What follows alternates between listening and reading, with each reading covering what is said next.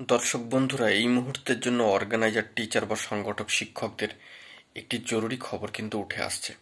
বন্ধুরা, এই ভিডিওতে সবটা আমি তুলে ধরছি, যতটুকু খবর আমি সংগ্রহ করতে পেরেছি।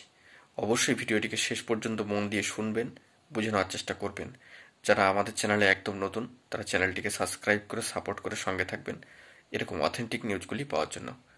বন্ধুরা, একটি বড় খবর সর্বোচ্চ ন্যায়ালয় সুপ্রিম কোর্টে, যেখানে কিন্তু অর্গানাইজার টিচারদের একটি অংশ একটি মামলা দাখিল করেছিলেন।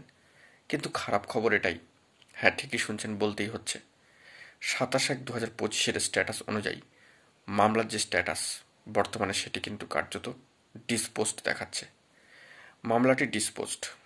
বন্ধুরা, এই বিষয়ে অর্ডার কপি উঠে এলে সবটা আপনাদের মাঝখানে ব্যাখ্যা দিয়ে তুলে ধরতে পারবো, কারণ অর্ডার কপিতে বিস্তারিত অংশগুলি থাকে।